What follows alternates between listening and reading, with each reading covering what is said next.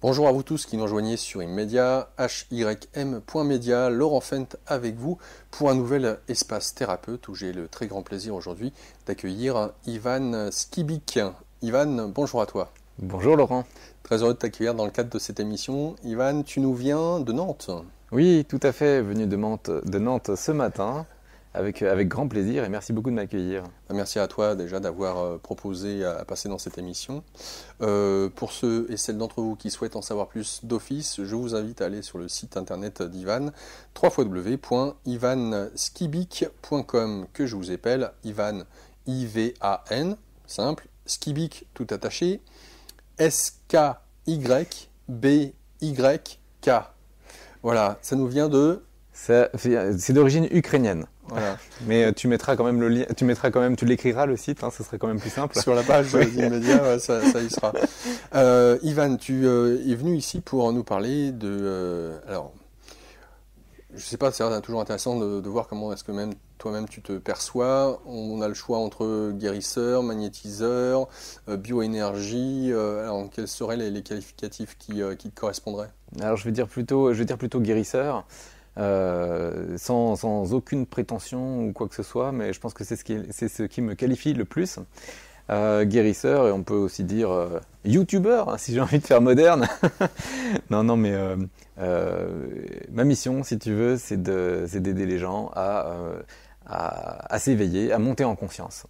Et donc je fais ça à travers deux choses. La première chose, c'est des partages que je fais notamment sur YouTube. Donc j'en ris quand je dis youtubeur, bien sûr, c'est pas mon activité professionnelle, mais c'est comme ça que les gens entendent parler de moi le plus souvent. Et j'aide les gens à progresser sur leur chemin de conscience aussi à travers des guérisons énergétiques que je peux faire. Alors, on va avoir l'occasion d'approfondir justement comment tu perçois ce que tu fais. Ce qui est d'autant plus intéressant, puisque tu parles d'éveil de conscience que tu abordes avec ta chaîne YouTube, c'est que tu es à la base ingénieur et que ce monde-là, dans lequel tu évolues aujourd'hui, à l'époque, c'était des charlatans, c'était tout ça. Est-ce que ça avait, bon, je te pose la question, est-ce que ça avait une tangibilité, quelque chose de très concret, ou qu'est-ce qu'étaient toutes ces personnes qui allaient voir soi-disant les rebouteux, guérisseurs d'antan? C'était qui ces gens-là pour toi à l'époque? Alors tu as dit le mot, pour moi c'était des charlatans et ça l'était jusqu'à il y a encore 3-4 ans, jusqu'à très récemment. Après, j'ai jamais été complètement non plus complètement fermé, j'ai toujours été ouvert à certaines choses, mais alors par contre sur ce sujet-là, j'avoue que c'était des charlatans pendant longtemps pour moi. Alors pourquoi? Parce que bon, je suis né dans ma famille, dans un environnement, il n'y a rien qui me prédestinait à faire ce que je fais aujourd'hui, mais absolument rien. J'étais en contact avec personne qui faisait ce genre de choses. J'aurais été beaucoup plus si ma mère ou mon père m'avaient amené chez le rebouteux, si j'avais eu un problème dans ma jeunesse, je pense que j'aurais été plus ouvert, plus jeune. Là, ça n'a pas été le cas.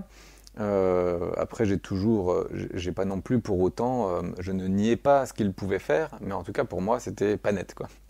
C'était vraiment ça. Est-ce que ta famille, alors tu es l'aîné, tu as deux sœurs, pour ce qui est de tes parents, puisque tu as grandi en Bourgogne, est-ce que ta famille avait des penchants vers la spiritualité, la religion? Est-ce que vous avez baigné dedans quand vous étiez petit? Est-ce que ça a été des éléments, je sais pas, de catéchisme, profession de foi, communion? Si c'est le cas, après, ça peut être une famille athée qui ne croyait en rien d'ordre spirituel. Alors, la spiritualité dans ma famille, c'était la religion. Surtout du côté de mon père, ma mère un petit peu moins, bien qu'elle soit baptisée aussi, donc religion catholique. Et moi j'ai été baptisé, j'ai fait du catéchisme quand j'étais petit, j'ai fait ma communion, enfin voilà, jusqu'à la profession de foi. Après la profession de foi, normalement, il y a la confirmation. Et il se trouve que moi, par mes origines, j'ai été confirmé au moment du baptême, donc je me suis arrêté à la profession de foi parce que j'étais déjà confirmé en fait d'office, même si je savais pas exactement ce que ça voulait dire, mais voilà, il y a des choses, parce que j'ai des origines ukrainiennes, c'est là d'où vient mon nom. Et en Ukraine, les catholiques, c'est des uniates, et donc les rites sont un tout petit peu différents. Enfin bon, bref, j'en sais pas plus là-dessus, mais c'est assez rigolo. Donc j'ai fait ce parcours. Voilà, mon père m'emmenait à la messe le dimanche, puis quand j'ai eu l'âge de choisir moi-même si j'y allais ou pas, j'ai choisi de ne plus y aller. Ça ne m'a pas empêché de rester attaché, puis d'être toujours attaché à cette religion, mais sans sans qu'il y ait sans que je la considère comme une vérité du tout. Simplement parce que je la connais, parce que le fond du message, comme il rejoint toutes les religions ou tous les courants spirituels en fait, hein. Sans même parler de religion, le fond c'est l'amour de son prochain. Donc tout ça c'est juste. Après, maintenant je suis dans ce que j'appelle la spiritualité, mais plus dans la religion. Alors, c'est très intéressant. Et durant cette première partie de ta vie, on va dire, jusqu'à peut-être début de l'adulte, dans quelle mesure est-ce que tu penses que Dieu était présent ou pas dans ta vie? Est-ce que, sans pour autant aller, comme tu le disais, à l'église ou quoi que ce soit, est-ce que chez toi, la présence de la transcendance était là? Est-ce qu'il pouvait y avoir des prières peut-être, sans pour autant, encore une fois, participer à certains rituels, etc. Dans quelle mesure c'était prégnant, on va dire? Oui, alors j'ai toujours été convaincu au fond de moi qu'on était plus grand. Alors ça vient de ce que j'ai appris, hein, bien sûr, enfin de ce qu'on m'a transmis et du bagage religieux, mais j'ai toujours été convaincu au fond de moi qu'on n'était pas juste des simples êtres mortels, qu'on était plus grand que ça, qu'on était relié à plus grand, et donc qu'il y avait un Dieu, une intelligence supérieure qui nous voilà, qui est là et qui est bien présente. Donc j'ai toujours été vraiment convaincu au fond de moi-même qu'il y avait ça. Et qu'il y avait une vie après la mort, enfin, voilà, ça s'arrêtait là. Et puis après, dans ma vie d'adulte, j'ai eu 2 expériences qui m'ont permis de toucher ça.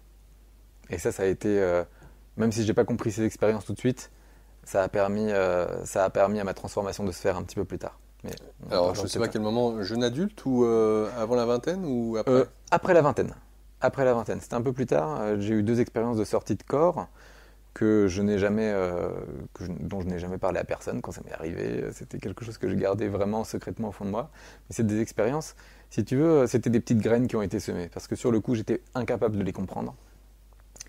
Par contre, la première d'entre elles, ça s'est passé en 2008. Je vivais à l'époque aux États-Unis. Et c'était une nuit, je n'arrivais pas à dormir. Et je me retournais comme ça dans mon lit. J'arrivais pas à dormir. Puis à un moment, je pense trouver le sommeil. Et là, je me retrouve ailleurs. Et je vois, je sens, je vis l'unité. Et c'est un concept que, on le dit peut-être, on le dit dans les religions, on le dit dans la spiritualité, l'unité. Pour moi, ça voulait rien dire, ça restait quelque chose, ça restait un concept. Et là, je l'ai vraiment vécu. Et j'ai compris qu'on est tous Dieu. Et que Dieu est absolument tout et qu'on en fait partie. Et que l'intégralité de Dieu est en nous aussi. J'ai compris ça, et j'ai compris aussi, à ce même moment, la notion de réincarnation. Qui était complètement, pour moi, la réincarnation, c'était juste un concept exotique. Parce qu'on n'en parle pas dans la religion catholique, mais par contre, là, ça a fait sens pour moi, et j'ai compris qu'on se réincarnait. Et pendant cette expérience, j'ai eu des révélations, enfin, la compréhension d'énormément de choses qui sont arrivées, et je suis sorti de là avec l'équivalent d'un bouquin épais comme ça, j'avais envie d'écrire ce livre et de partager tout ce que je venais de découvrir en une fraction de seconde. Je ne sais pas combien de temps ça a duré. Pour moi, ça a paru être très très long, mais en fait, je pense que ça a duré réellement une fraction de seconde. Et je suis sorti de cette expérience de sortie hors du corps, et tout ce bouquin, il était complètement oublié. Par contre, il m'est resté une page avec ces 2 notions que j'ai mentionnées, l'unité et la réincarnation. Et après, ça a fait un bout de cheminement. J'étais convaincu au fond de moi que ça existait, mais j'en ai parlé à personne. Ça s'est révélé que plusieurs années plus tard. Lorsque dans ta prime jeunesse, on va dire, tu commences à t'envisager en tant qu'adulte, quels sont le ou les métiers qui t'intéressent? Alors, si tu veux, moi j'ai fait une école d'ingénieur. Exercer un métier plutôt technique ou un métier d'ingénieur, ça ne m'intéressait pas. Et dans la foulée de l'école d'ingénieur, j'ai fait d'autres études. J'ai fait un master en administration des affaires, un MBA aux États-Unis. Donc je suis sorti de là, et moi ce qui m'intéressait, c'était faire des métiers plutôt dans le marketing et le business. Donc, mais avec ce bagage ingénieur quand même, que je ne reniais pas, parce que j'ai toujours été cartésien, j'ai toujours eu les pieds sur terre, j'étais toujours très fort en maths et dans les disciplines scientifiques dans ma jeunesse, et tout ce qui est scientifique m'a toujours intéressé. Par contre, je voulais mettre ça, pour moi, c'était vraiment, je voulais aussi tourner tout ça en direction du business, de la stratégie. Et c'est ce que j'ai fait. Donc, sorti de MBA aux États-Unis, je suis revenu en France. J'ai travaillé dans une société, dans un groupe international dans le milieu du bâtiment, des matériaux de construction. J'ai travaillé pendant 5 ans, j'ai voyagé dans le monde entier. Enfin, vraiment, j'avais des conditions idéales. Arrivé à 24 ans, voyager en business class partout dans le monde, dans des hôtels dans lesquels j'avais jamais mis les pieds jusqu'à présent dans ma vie. Et en plus, à faire un métier qui était vraiment très très intéressant. Donc, je me suis vraiment éclaté pendant 5 ans. Et après ces 5 ans, j'avais envie de voler de mes propres ailes, de créer une société, de gagner de l'argent. Clairement, le but c'était ça pour moi. Gagner de l'argent en faisant en créant, en entreprenant. C'était vraiment les 2 conditions pour moi. C'était être libre et gagner de l'argent et puis m'éclater, mais à faire quelque chose que je pilote moi. Donc j'étais porté par ces énergies, par ces ambitions. Et je rencontre, alors j'ai suivi ma copine de l'époque, qui est devenue ma femme par la suite sur Nantes. Je me retrouve à Nantes. Et là, je rencontre un jeune de 18 ans qui avait une idée, qui avait un projet superbe. C'était un réveil olfactif. Un réveil qui permet de réveiller avec des parfums. Donc il avait cette idée, il avait déjà une certaine notoriété avec cette idée. Les médias avaient déjà parlé de lui. Et on se rencontre, le match se fait bien. Et quelques semaines ou quelques mois plus tard, on décide de partir ensemble pour créer une société, pour développer et commercialiser ce produit. C'est ce qu'on fait. Et puis là, le début du succès, des années folles. Le produit, on le vend, on le distribue chez Darty, Boulanger, Fnac, on le distribue dans d'autres pays. Enfin bref, c'est une super aventure qui commence. Et puis on a des salariés. Et donc du coup, la société grossit, avec des complications ou des choses plus stressantes aussi qui arrivent. Des fonds d'investissement. Ensuite, ça ne tourne pas forcément aussi bien que prévu commercialement. Et puis au bout d'un moment, je me retrouve en burn-out pour tout un tas de raisons. Et la plus grosse raison, c'est que je me suis aperçu que ce que je faisais là, c'était pas du tout en alignement avec la personne que j'étais en train de devenir ou que je souhaitais être. Alors ça c'est important parce que on a eu l'occasion de faire un petit débriefing pour apprendre à se connaître avant cette émission et tu me faisais part que en parallèle de cette entreprise, ta femme tombe enceinte, si je ne me trompe pas, tout à fait. Et tu commences aussi à t'intéresser finalement à comment, bon père de famille, on peut faire en sorte pour soi et puis pour forcément notre famille, faire en sorte de bien manger, prendre sa santé en main, faire attention à certaines choses, enfin voilà. Le bien-être qui va avec le bien-vivre. Donc c'est aussi pour toi l'occasion de t'orienter vers certaines vidéos, articles qu'on peut trouver sur Internet, sur par exemple que ce soit des jeunes, faire des diètes, que ce soit par rapport au pouvoir de l'eau, si on peut dire ça comme ça. Oui, tout à fait. Donc j'aimerais que tu nous parles un petit peu de ces éléments qui, pour moi, sont la base. Parce qu'on part du concret, on parle de soi, de son corps, de prendre sa santé en main. Oui. Donc qu'est-ce qu'il en a été de ce que tu as appris à ce moment-là? Bah oui, si tu veux, moi ça a été une période, parce qu'il n'y a rien qui s'est fait vraiment de manière nette. En fait, les choses sont allées progressivement, même si, ok, il y a eu un burn-out qui a accéléré les choses, mais il y avait quand même une quête qui naissait et qui a été facilitée par ma femme qui tombe enceinte. Et là, du coup, on a commencé à chercher à s'alimenter mieux. Et donc voilà, je m'intéressais de plus en plus. Voilà, on s'alimentait en bio, ce qu'on ne faisait pas forcément avant. Donc là, on est passé vraiment quasiment que en bio. Et puis ensuite, moi-même, je me suis intéressé à comment faire une bonne eau, à la qualité de l'eau. Et puis ensuite, en me formant là-dessus, je me suis aperçu que l'eau, on pouvait aussi la rendre vivante, la dynamiser. Et donc finalement, je suis rentré dans ces disciplines énergétiques et j'ai commencé à prendre conscience qu'il y a des choses qu'on ne voit pas forcément, mais qui peuvent avoir vraiment un impact sur notre santé.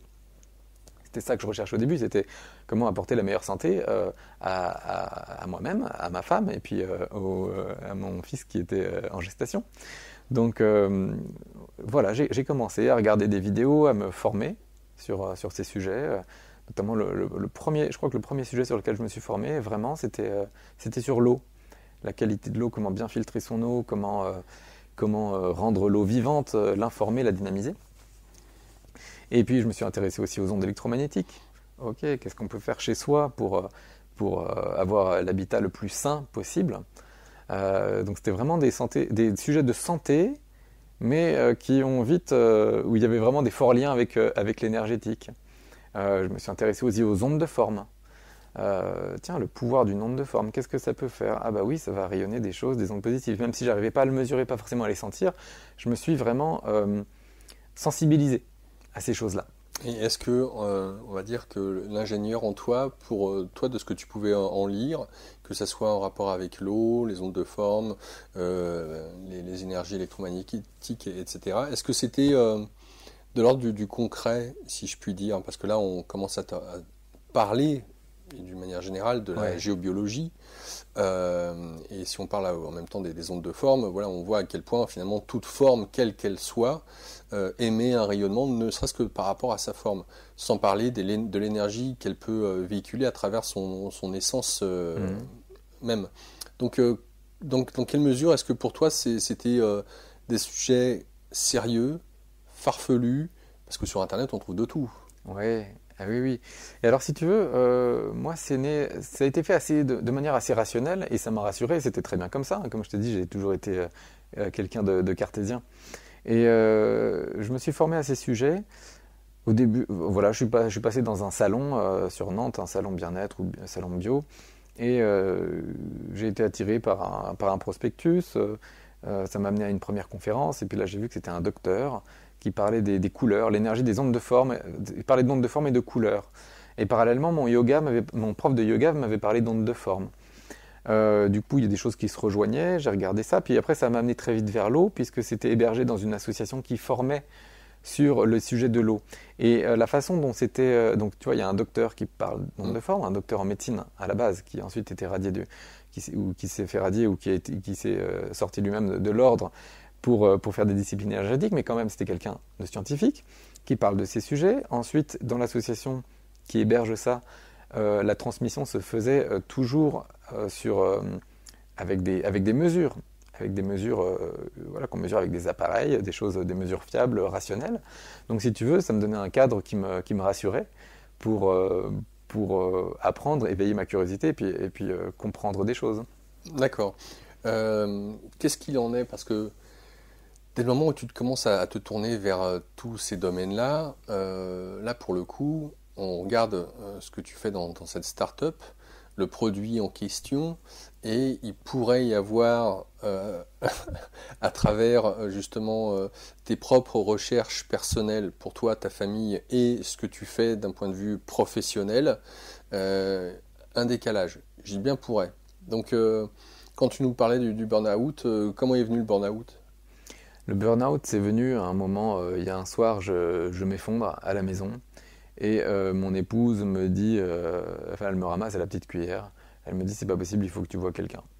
Il faut que tu vois quelqu'un pour te sortir de là parce que c'était, bon, je lui parlais régulièrement de mes difficultés, mais il y a un soir c'était vraiment devenu trop. Et, euh, et là, en plus, je pense à quelqu'un que j'avais rencontré peu de temps avant, et je me dis, bah oui, oui, là, je pense que ça va être ce bonhomme, donc un coach que j'avais rencontré quelques mois auparavant et qui m'avait inspiré confiance, en tout cas avec qui j'avais parlé et sympathisé. Sans trop, évidemment, sans aller dans une relation amicale qui aurait empêché le travail de coaching, mais je m'étais senti suffisamment en confiance avec cette personne-là, qui m'a ensuite accompagné. Donc j'ai fait cet accompagnement euh, en début, si tu veux, ça a pas été. Je continuais d'aller travailler, mais clairement, pour moi, c'était évident que je ne pouvais plus faire ça de manière durable sans que ma santé en pâtisse, quoi. Parce que là, j'ai pris conscience que non, il me fallait autre chose, mais je ne savais pas quoi. Et pourquoi d'où te venait cette conscience-là? Qu'il te fallait autre chose? Pourquoi est-ce que ce que tu faisais ne te plaisait plus ou te Ah, correspondait plus? alors ça, je l'ai pas compris tout de suite. Je l'ai compris qu'après, une fois que j'ai quitté ma société. C'est qu'après avoir quitté ma société que j'ai vraiment pu comprendre ce qui m'était arrivé et ce qui n'allait pas en fait. D'accord. J'étais en désalignement total. Mais sur le coup, en fait, c'est parce que je me sentais vraiment mal et stressé et que je me sentais vraiment en décalage en fait. J'étais plus du tout dedans, j'avais plus du tout de passion dans ce que je faisais, donc j'allais au travail à reculons. Et physiquement, je le ressentais. Ça me faisait des blocages de dos. Et puis, je pense que tout le monde dans l'entreprise, mon associé, les salariés ou les autres personnes qui me côtoyaient, sentaient bien qu'il y avait quelque chose qui n'allait pas.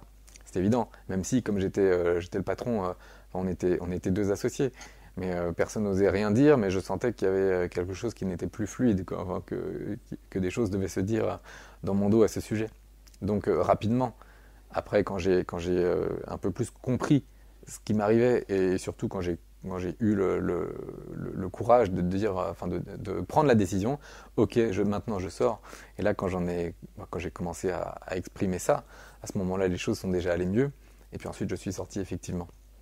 Alors, avec le recul, où était où le bas blessait? Alors oui, avec le recul, ce dont je me suis aperçu, c'est que toute cette vie et cette quête que je menais pour manger bien, améliorer ma santé, voilà, c'était une nouvelle direction pour moi dans ma vie et c'était important pour moi de suivre tout ça. Et en fait, je me suis aperçu que le produit que je vendais ne respectait pas du tout ces valeurs-là, ces valeurs qui étaient nouvelles pour moi. Comme je t'ai dit au début, mon intention en créant cette société, c'était de gagner plein d'argent, d'être libre et voilà, d'être mon propre patron. Donc, propre patron, enfin être libre, bon, c'était le cas, je décide, même si en fait je me suis aperçu que cette liberté, en fait c'était vrai tant que j'étais avec mon associé, tant qu'on était les deux seuls actionnaires, mais ça a été très peu le cas. Après, il y a eu des actionnaires qui sont venus. Donc, je me sentais déjà plus tellement libre. Ensuite, gagner plein d'argent, je me suis aperçu qu'en fait, c'était pas forcément ça le moteur de tout qui faisait le bonheur. Et donc, du coup, gagner plein d'argent, pourquoi pas? Mais si c'est pas au service d'un but plus noble, enfin pour moi, je parle, c'est personnel, c'est pas au service de quelque chose de plus important, ça va pas. Et puis, le fait d'être autonome, d'être mon propre patron, bon, là aussi, j'avais un associé, même si ça s'est toujours bien passé avec lui. Au moment de la rupture, était un peu plus tendu, mais en fait, tu vois, régulièrement, je pense que je le vois une fois par mois et on déjeune une fois par mois ensemble. On est resté dans des super bons termes et c'est super génial. Mais malgré tout, j'étais pas la seule personne qui décidait. J'étais directeur général, lui était président. C'est lui qui avait le mot final. Et donc, je pense que je suis plus fait pour. Enfin, j'ai compris aussi à travers ça que j'étais fait pour être seul au final. Alors donc, et donc, pardon. Je t'en prie. Oui, vas-y, parce que pour finir la réponse, donc je me suis aperçu que donc déjà les raisons pour lesquelles j'avais fondé cette société, elles n'étaient plus vraiment d'actualité. Et l'objet même de ma société, à savoir le réveil olfactif, eh bien, je me suis aperçu qu'en fait, c'était plus du tout en accord avec mes valeurs. Alors, je vais pas critiquer cet objet qui a été une partie de ma vie, et d'ailleurs qui continue d'être commercialisé aujourd'hui. Mais ne serait-ce que pour parler des ondes électromagnétiques, bon, on a un réveil qu'on pose à côté de sa table de chevet. Moi, je m'intéressais chez moi et je faisais tout pour limiter les ondes électromagnétiques, pour avoir un meilleur sommeil, une meilleure santé. Et là, en fait, ce que je commercialisais, ça venait, ça émettait, tout simplement parce qu'on le branche dans la prise électrique, des ondes électromagnétiques sur la table de chevet, donc pas loin de la tête. Et pour moi, c'était en incohérence. Et il y avait d'autres incohérences, je ne vais pas toutes les détailler ici, parce que je ne veux pas non plus dénigrer je comprends. ce produit. Faire appel à un coach pour toi, est-ce que quand on entend ton cursus scolaire, ce par quoi tu es passé, on pourrait penser que le coaching, c'est quelque chose qui est totalement établi, surtout aux États-Unis. Mais ça aurait pu être aussi peut-être un psy. Bref, savoir demander de l'aide, c'est pas évident. Et tu l'as fait. Je ne sais pas si, pour le coup, le coach était le plus approprié, mais est-ce que tu penses, avec le recul, que c'était vraiment ce qu'il te fallait? Sur le moment, oui, je pense que c'est ce qu'il me fallait. Parce que sur le moment, j'aurais pas accepté de voir un psy, juste parce que ça s'appelle psy, et j'avais encore pas mal de préjugés ou de craintes, juste parce que c'est une incompréhension, c'est pas parce que je réfute ce qu'ils font. Au contraire, je connais plein de personnes de manière très proche enfin, à cette époque-là, j'en connaissais plein qui consultaient et qui en avaient consulté. Mais pour moi, j'étais pas prêt à voir quelqu'un comme ça. Et en fait, si tu veux, ma demande à ce moment-là de ma vie, c'était pourquoi est-ce que je suis fait? C'était pas aller travailler sur des blessures ou des choses comme ça. En tout cas, ça s'est fait dans ce travail de coaching, mais de manière discrète. Mais moi, je n'allais pas demander de l'aide pour ça. J'allais demander de l'aide pour voir plus clair dans ma vie. Et donc, du coup, un coach, c'était la solution idéale pour moi à ce moment-là. Et c'est ce que ça m'a apporté, ce travail de coaching. Parce que pendant plusieurs mois, sur plusieurs mois, j'ai vu mon coach. Ça m'a fait réfléchir, prendre conscience des choses. Et en fait, ce qui est très marrant, c'est que j'ai pas vu tout de suite la portée de ce travail de coaching que j'ai fait avec lui. Je suis sorti de là, j'allais mieux. Et en fait, ce qui est très marrant, c'est que je suis sorti de là et je me suis dit, mais j'ai envie d'aider les gens à s'éveiller. Je ne savais même pas ce que ça voulait dire, l'éveil spirituel. J'avais encore jamais lu un bouquin de spiritualité à ce moment-là. Mais je suis sorti en me disant, mais j'ai envie d'aider les gens dans l'éveil spirituel. Pour moi, c'était... Enfin, je parlais de quelque chose que je connaissais pas, mais j'avais envie de le faire. En fait, c'est marrant. Il y avait une grosse part d'intuition qui était là-dessous. Hein. Tu vois, je m'en suis rendu compte après. C'est qu'en fait, il y avait mon intuition qui commençait à me parler et que je commençais enfin à écouter. Et ouais, donc voilà. Et j'en suis resté là. Et en fait, je suis sorti de là et j'avais aussi envie de partager ces choses que j'avais découvertes sur l'eau, les ondes de forme, les ondes électromagnétiques, ce dont on a parlé. Et c'est là où j'ai commencé et je voulais partager sous forme de livre au début. Et là, ma chère épouse m'a dit, tu sais, ton livre, tu vas peut-être mettre beaucoup de temps à l'écrire. Une bonne idée, ça pourrait être de commencer par partager des vidéos. Ça te permettrait de partager dès maintenant. Parce qu'elle sentait que j'avais vraiment envie de partager. Et là, je me suis dit, mais c'est une super idée, partager des vidéos. Et puis bon, c'était une très très bonne idée, puisque effectivement aujourd'hui c'est ça qui m'a permis de tout enclencher en fait, et d'accélérer toute ma vie, de faire en sorte, qui m'a amené vers les soins, vers ce que je fais aujourd'hui, etc. Alors, quand tu sors du burn-out, t'as quel âge? J'avais 32 ans. J'avais 32 ans. Ah ouais, quand même. Ah, ça a été, Ou 31, 32, ouais, c'est ça. D'accord, ok. Donc, combien de temps t'es resté dans cette start-up? Je suis resté 3 ans dans la start-up. D'accord. Et le burn-out arrive, t'as quel âge? J'étais sur la fin de mes 31. Oui, j'avais 32 ans. 32 ans, c'était à ce moment-là. D'accord. 32 ans avec mon fils qui venait d'arriver. Donc oui, là aussi, en fait, il est arrivé. Il a été vraiment le catalyseur là-dedans, dans le burn-out. Parce qu'en fait, il y avait un mal-être qui était là.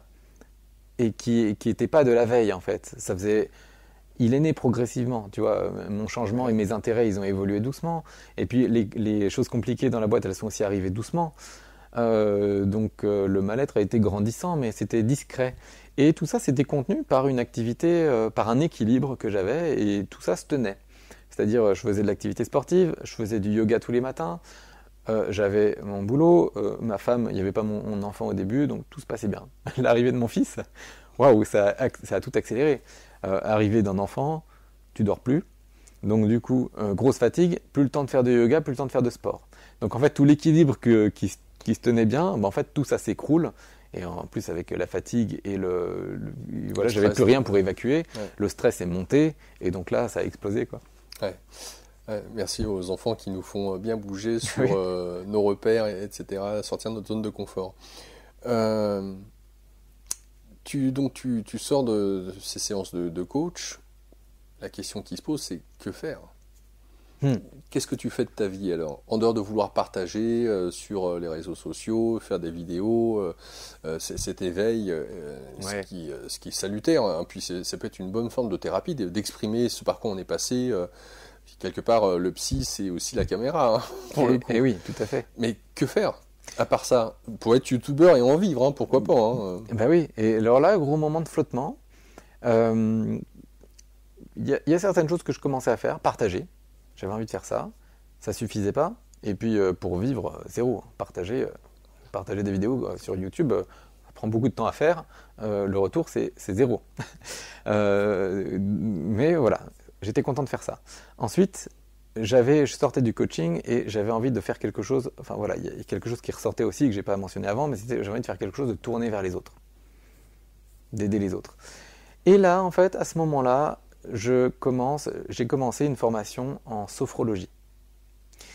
C'est une formation qui se faisait sur 2 ans et j'ai commencé à me former pour devenir sophrologue. Et c'est vrai que j'en ai jamais parlé pendant mes interviews, mais j'ai fait ça quand même pendant 1 an de ma vie. parce que j'ai pas fini la formation. J'ai fait la première année sur 2 ans. Et pourquoi? Et si tu veux, pourquoi? Parce qu'en fait, je me suis aperçu que c'était pas ça qu'il me fallait. Mais en fait, au début, c'était vraiment là, et ça a été génial que je fasse ça, parce que ça m'a permis, pendant cette année où je me cherchais justement, où je commençais à me trouver, mais j'étais pas du tout encore complètement trouvé, ça m'a permis de pouvoir dire aux autres, à mon entourage, que je faisais quelque chose. C'est fou parce qu'en fait, sinon je me serais senti illégitime, on m'aurait dit, enfin voilà, j'ai peur du regard des autres, et puis moi-même, j'aurais pas su dans quelle case me mettre. On me dit la réponse, enfin la question, qu'est-ce que tu fais dans la vie? J'avais rien à répondre. Alors que là, je suis en transition. Je fais des études pour être sophrologue. Et je ne l'ai pas fait dans cette intention, je l'ai fait réellement parce que je pensais que c'était quelque chose de bien pour moi. Mais encore une fois, avec le recul, je me suis dit, waouh, si ça n'avait pas été là, mon parcours était beaucoup plus compliqué. Donc je faisais ça. J'avais quelque chose dans la vie où j'avais au moins un point de repère pour me dire, voilà, j'évolue et puis après je ferai ça. J'ai juste une formation à terminer. Et finalement, arrivé à la fin de cette formation, j'avais fait en parallèle d'autres choses. Donc là, je suis rentré là, j'ai fait du magnétisme.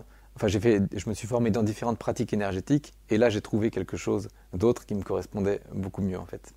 Alors, d'où vient cet appel pour le magnétisme? Parce que là, pour le coup, pour celui qui a fait un MBA, école d'ingénieur, faire du marketing, du commerce, on en est, mais alors, à 1000 années-lumière. On est aux antipodes complets. Ouais, c'est complètement fou et je sais pas pourquoi. Je peux pas te dire. Il n'y avait pas de raison. Le seul truc, c'est que j'avais un appel pour faire ça. Je ne savais même pas ce que c'était que le magnétisme, mais j'avais envie de faire un stage de magnétisme. Et un jour, alors tu vois, je regardais quand même, je m'intéressais à l'énergie par ce que j'avais découvert, mais ouais, j'avais besoin aussi de voir, enfin de faire quelque chose, d'appréhender une discipline dans laquelle ça pouvait être mis au service des autres. Enfin, tu vois, toujours cette quête d'aider les autres, mais de mettre tout ce que j'avais appris dans l'énergétique, mais m'en servir pour aider les autres. Et alors, je ne sais pas pourquoi, le magnétisme, mais un soir, je tapais magnétisme ou formation magnétisme ou stage magnétisme sur Google, Nantes, et puis je me suis inscrit comme ça, sans savoir ce que c'était, à une formation dans cette discipline, on va dire. Et donc je suis arrivé là-dedans, alors avec évidemment des craintes de mon épouse, qui était la seule au courant de ça, parce que je n'osais pas en parler autour de moi, évidemment. Juste à mon épouse, qui avait quelques craintes, elle dit mais dans quoi est-ce que tu vas? Bon, des craintes très très légitimes. Et finalement j'ai fait cette formation de magnétisme qui m'a permis, dont je ne me suis pas servi, je m'en suis jamais servi, je ne l'ai jamais exercé, mais ça m'a vraiment permis de rencontrer des gens qui m'ont permis de me questionner sur des nouveaux sujets et qui m'ont amené ensuite à continuer mon chemin. Alors, pour plusieurs choses. La première, on va rester au stage pour l'instant. Qu'est-ce que tu y as appris dans ce stage-là? Sur qu'est-ce que le magnétisme, qu'est-ce que ça permet, et qu'est-ce qui, peut-être, à travers les propos qui t'ont été enseignés, sur les possibilités du magnétisme, t'a étonné, heurté, choqué? Alors, il y a des choses que j'ai apprises là-bas, dans les discussions avec le groupe. On était un petit groupe de 6 personnes, je crois, plus l'enseignant. Et tu vois, une chose, c'est marrant, ça n'a rien à voir avec le magnétisme, mais juste dans les discussions comme ça, pendant le repas, on parlait de pranisme. Et donc le pranisme, le fait de ne pas manger, de ne pas boire, et de vivre uniquement en respirant de l'air. Je n'avais jamais entendu parler de ça. Et donc là, on discute, ça vient à mes oreilles. Et là, je me dis, qu'est-ce que c'est que ça? Et je pense que si on m'avait parlé de ça 1 an plus tôt, ça serait rentré par une oreille et sorti par l'autre. Mais là, le fait d'entendre ça, je me suis dit, waouh, mais qu'est-ce que c'est? Et là, j'ai accepté que ça pouvait être possible. Et après, je me suis documenté dessus. Et alors là, quand tu as un truc que tu crois pas possible, et que tu constates que c'est possible, et que tu l'acceptes, et ben ta conscience, elle s'ouvre. Et donc, rien que pour ça, je suis hyper content d'avoir fait ce stage. Sans parler de magnétisme, d'énergie ou d'autres choses. Juste parce que, tu vois, les discussions sont enrichissantes. Quand tu rencontres, voilà, je connaissais personne dans le milieu dans lequel je suis à présent, à l'époque. Une amie de ma femme seulement, qui elle aussi m'a aidé à beaucoup parce qu'elle est énergéticienne et comme je la connaissais, je ne pouvais pas renier ce qu'elle faisait. Et donc, du coup, ça m'a aussi bien ouvert, en fait, de discuter avec elle. Et donc, voilà, on rencontre une personne par-ci, d'autres personnes par-là. Et puis, au bout d'un moment, on s'intéresse à des nouveaux sujets. Et de fil en aiguille, on arrive à avancer. Alors, pour ce qui est du magnétisme, ça dépend aussi comment est-ce que je pourrais dire ça? De la vision du guérisseur ou magnétiseur. C'est-à-dire que il y a par exemple des magnétiseurs qui ne font leurs soins que en présence des personnes et qui imposent les mains. Et qui imposent les mains sur là où les parties qui pourraient être qui sont déséquilibrées sur le corps et qui ne savent pas du tout ce qu'ils font. On leur a enseigné, entre guillemets, c'est plus une passation, comme un don qu'on transmet de génération en génération, maître-disciple, ce que faisaient les rebouteux bien avant, au même titre que les barreurs de feu, où on leur donne la prière en secret à l'oreille en disant voilà, pour barrer le feu, c'est cette prière-là. Et puis voilà. Donc il n'y a pas la compréhension du mécanisme qui fait que ça marche. Donc, et il y a d'autres magnétiseurs qui font à distance. Comme pour les barreurs de feu, il y a certains hôpitaux aujourd'hui qui appellent des barreurs de feu. Ils n'ont jamais vu le patient, ni d'Ève ni d'Adam. Ils ont juste besoin du nom, du prénom, de l'âge. Pouf, et ça marche. Donc, jusqu'où s'étendait, si tu veux, la compréhension de ce qui t'était enseigné? Alors, moi, il n'y avait pas que du contact physique. C'était plus une formation, c'était pas que du magnétisme, c'était de la bioénergie aussi. Donc, si tu veux, et c'était assez large. Et donc, ça m'allait très bien. On a appris à se servir du pendule, à mesurer des choses avec le pendule. On a appris, je ne me rappelle plus dans les détails, parce que c'est il y a 3 ans, mais moi j'ai fait beaucoup de choses entre-temps. On a appris différentes techniques, des passes, mais au final, on a appris à faire ça. À un moment, il y a eu du contact avec des massages, mais c'était la seule partie contact. Sinon, les choses, on les faisait à distance. Et donc l'enseignant nous a aussi expliqué qu'on pouvait faire certaines choses à distance. Et il nous a expliqué comment. Et pour toi, ça, c'était intégré, c'était ça à ce moment-là, oui, c'était intégré parce qu'en fait, j'étais, quitte à être barré, autant ça de plus ou de moins. De toute façon, ça me changeait pas. Pour moi, c'était déjà une telle transformation d'arriver là que, oui, à distance ou pas, ça changeait plus grand-chose, tu vois. D'accord. C'était vraiment, j'étais comme ça. Donc j'acceptais. J'étais une grosse ouverture et donc là, j'acceptais que c'était possible. Et, est-ce que tu as pu l'expérimenter? À ce moment-là, non. Le travail à distance, je ne l'ai pas expérimenté à ce moment-là. Mais pour moi, c'était acquis que c'était possible. Tu enchaînes sur le Reiki? C'était pas un enchaînement direct, mais ça, voilà, il m'a fallu quelques mois de gestation de tout ça. Et puis ensuite, je me suis formé en Reiki. Donc j'ai fait juste l'initiation. Alors les Reiki, c'est en plusieurs niveaux. J'ai fait l'initiation niveau 1. Ça m'a amené ce que ça devait m'amener. J'ai pas pratiqué. Pareil, alors je l'ai pratiqué sur moi, on doit faire sur soi pendant 21 jours pour intégrer certaines choses. J'ai fait ça. Ensuite, j'ai pas pratiqué sur d'autres personnes. Mais par contre, ça m'a encore permis là des nouvelles compréhensions. Ça m'a permis de continuer mon chemin en fait. C'est intéressant parce que là, jusqu'à maintenant, je rigole parce que je trouve que c'est comique. C'est-à-dire que tu fais des formations avec cette idée de dire pour les autres, mais tu fais pour toi.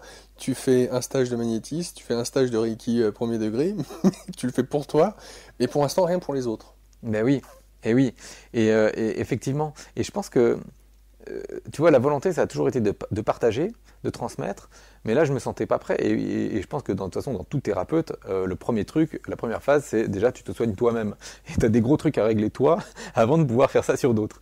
Et moi, même si à ce moment-là, je le voyais pas comme ça, c'est juste que ça se présentait pas, je me sentais pas de le faire pour d'autres personnes, tant que j'étais pas complètement à l'aise, tu vois, c'était plus comme ça, c'était plus intuitif. Je me disais, évidemment, j'ai fait 1 ou 2 fois sur ma femme, mon fils, mais j'osais pas en parler en fait, aussi. Tu vois, c'est que je m'assumais pas. C'est aussi ça qui bloquait à ce moment-là, c'est qu'il y avait les autres, mais il y avait déjà au sein juste avec mon épouse qui se disait, ok, qu'est-ce qu'il fait? Il devient complètement embarqué. Alors la suite, ça va être encore pire, parce qu'on va parler de chamanisme. Donc là, mais ouais, tu vois, c'est compliqué quand tu vis avec quelqu'un. Je me mets très bien à sa place, à ma femme. Tu vis avec quelqu'un qui vit une transformation rapide et qui part dans un milieu que tu connais pas ou qu'il critiquait encore peu de temps avant. Tu te dis, wow, qu'est-ce qu'il est en train de faire? Et tu te dis, est-ce qu'il va partir dans une secte? Est-ce qu'il va prendre des drogues? Est-ce qu'il va faire ci, ça? Bon, Évidemment, la phase est passée, mais c'est compliqué. Je suis quelqu'un qui bouge très très vite intérieurement. Donc j'évolue, mes pratiques évoluent, hop, et ma conception du monde, elle change toutes les semaines, tu vois. Alors comment ta femme, parce que je reviens en contexte, tu as un jeune bébé qui est là, tu as une femme que tu as connue quand tu travaillais, que tu gagnais bien ta vie, etc. Là, pour le coup, je ne sais pas si dans la perspective que vous vous êtes laissés tous les deux, c'est-à-dire, je te laisse un an, tu fais ce que tu veux dans l'année pour te trouver, pour te chercher ou autre, ça peut être ça par exemple. Mais pour une femme avec un enfant en bas âge, t'ayant connu comme tu l'étais, ça peut être totalement... le sol s'effondre sous ses pieds. La plupart des femmes qui ont un enfant en bas âge, elles ont un besoin de sécurité qui est très fort. À moins que qu'elle ait un amour fou pour toi, qu'elle ait une confiance incroyable envers toi, ton parcours là tel que tu le racontes au début là pourrait dire oh là là effectivement qu'est-ce qui se passe, il est en train de péter les plombs et je le perds. Bah oui, complètement. Et heureusement ma femme avait une situation stable pendant ce moment-là. Mais c'est vrai, j'étais avec elle, on s'est connus, j'étais à Paris, j'avais mon super job dans lequel j'ai jamais gagné autant. Je divise mon salaire par 2 pour monter ma start-up, donc bon, j'arrivais à me payer quand même, mais avec une grosse perte par rapport à avant. Mais au moins je m'éclatais. Puis au bout d'un moment je m'éclate plus, et là je pars et j'ai du pôle emploi, donc j'ai encore moitié moins. Tu vois, donc 4 fois moins que quand elle m'a connu. Donc c'est sûr que oui, ça fait bizarre ça, plus le fait de me voir partir dans un monde complètement différent. Comment elle a réagi? C'était une période assez difficile, parce que d'incompréhension. Alors moi j'ai jamais... Enfin voilà, j'ai toujours resté un très bon père, je me suis toujours occupé d'elle, de mon fils. Ça se passait bien, mais évidemment, elle s'inquiétait pour moi. Mais par contre, tu vois, le fait de dire, ok, je fais une formation pour être sophrologue, ça raccrochait à quelque chose de tangible. Et j'avais Pôle emploi, et j'avais fait la promesse à ma femme à la fin de mes droits d'allocation chômage, si jamais j'ai rien, oui, je retrouve un travail normal. Donc... j'avais fait quand même cette promesse, évidemment en fait, mais c'est normal, j'avais fait cette promesse à elle, mais c'était pas juste pour lui faire plaisir à elle, c'était moi aussi, il faut que j'assure et que je remplisse mon rôle de père, de mari et d'homme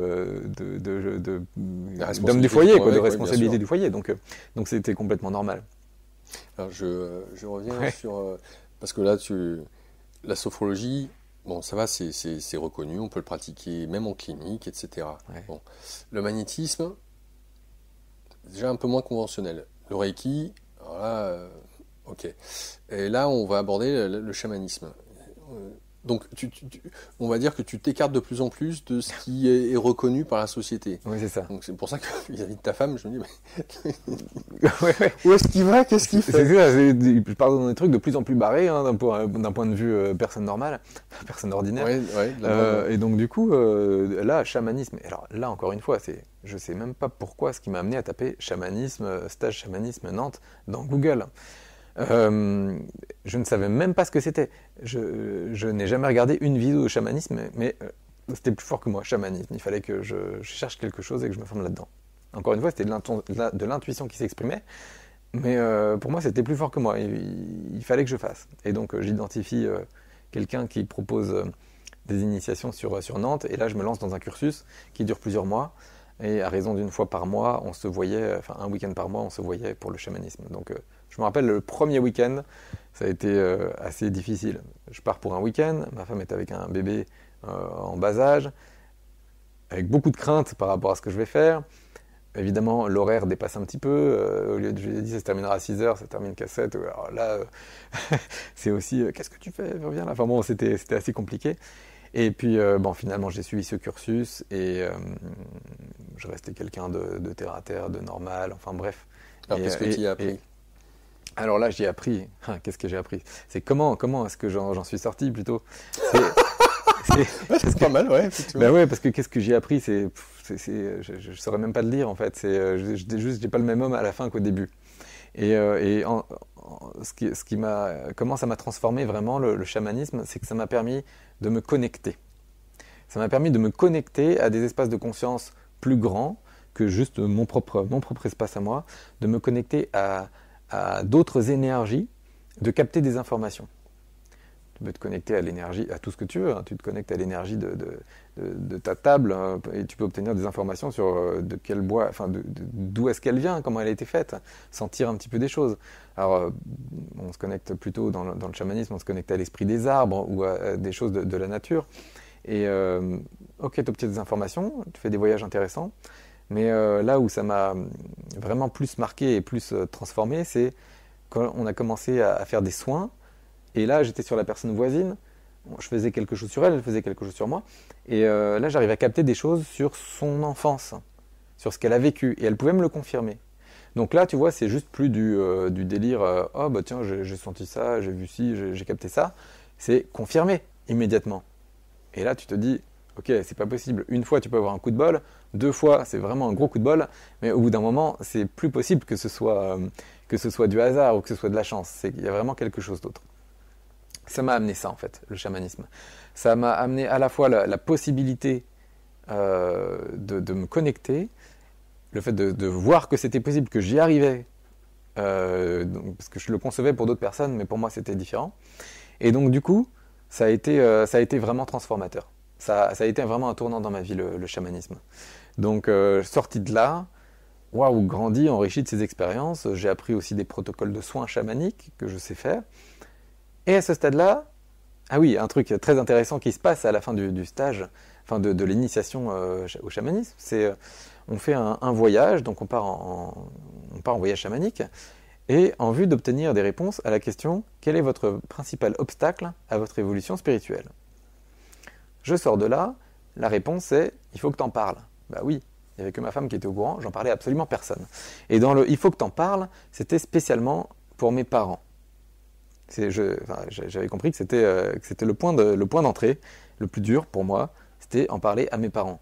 Ah oui, tu as encore plein de choses à travailler en toi, tu apprends ça, il y a encore la crainte d'être rejeté par tes parents, de ne plus avoir leur amour, etc. Même si tu as 30 pieds ou plus, c'est ok, il fallait faire ça.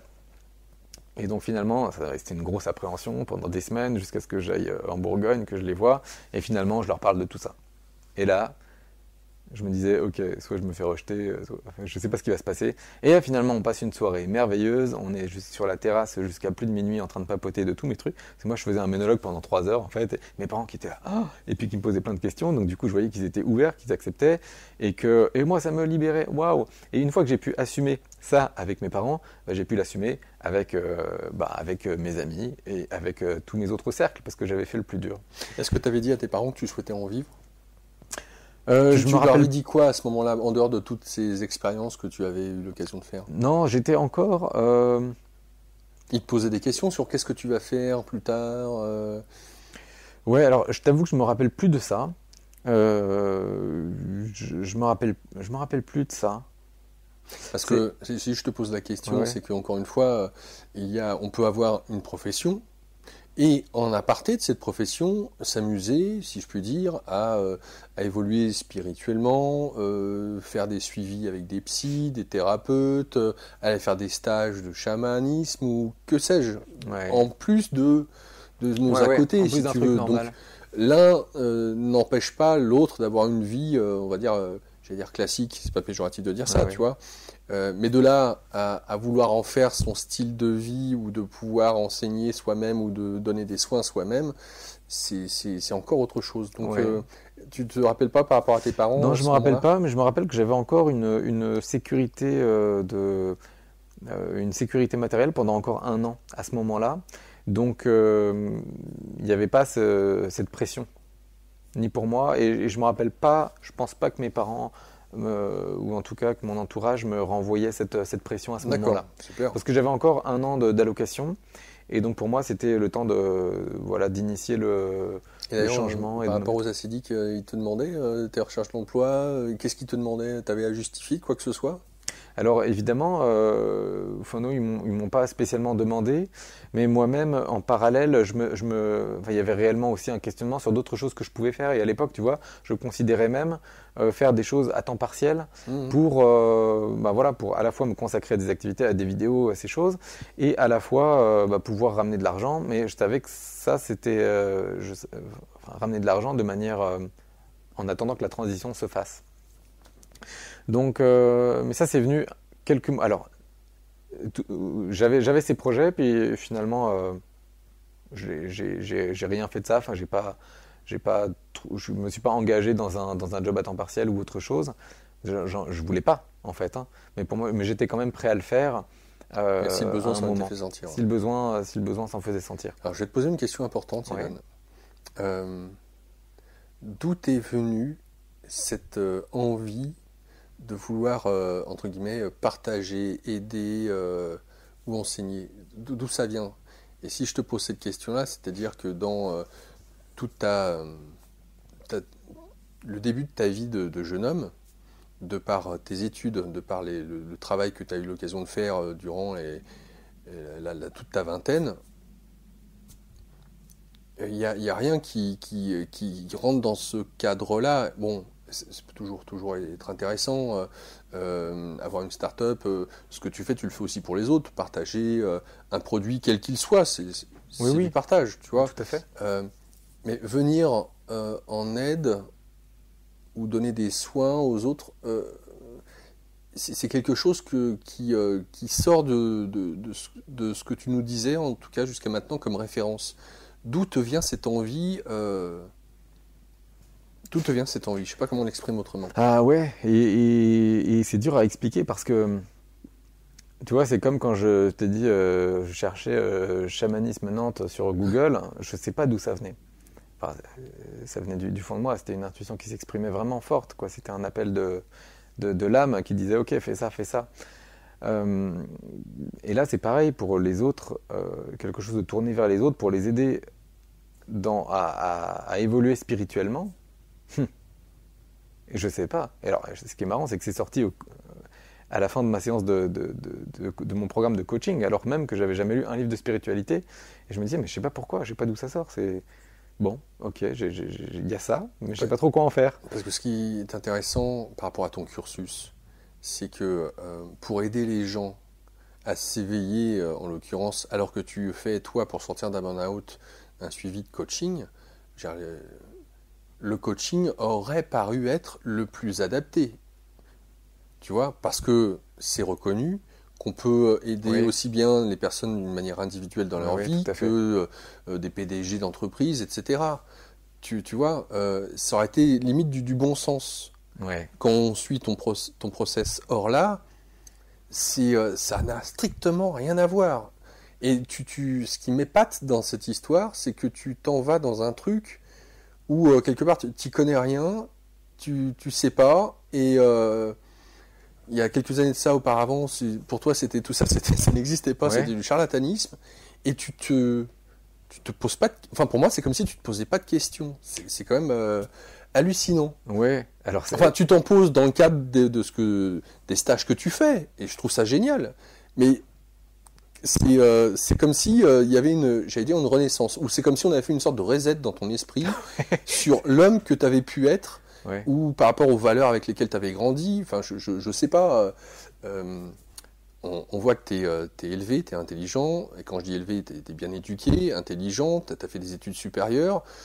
J'imagine que tes parents, quelque part, ils étaient fiers du jeune ouais, homme que tu étais devenu, par rapport à l'échelle sociale telle qu'on peut s'imaginer, etc. Tu vois, il y a le fait de vouloir coller. Et je comprends l'appréhension que tu as eue vis-à-vis de tes parents de leur dire tes centres d'intérêt, là, ouais. tes formations, parce que en dehors de tout ça, donc je trouve incroyable la ficelle que tu as tirée sans savoir où ça allait te mener, avec une ouverture totale. Je sais pas qui te guidait, comment tu te guidais, et même avec ta femme, un enfant, j'avoue que c'est pour moi comme si tu avais fait le saut de l'ange. Ouais. Tu vois, C'est- il y a- comme si tous tes anciens schémas n'avaient plus raison d'être, mais totalement, quoi.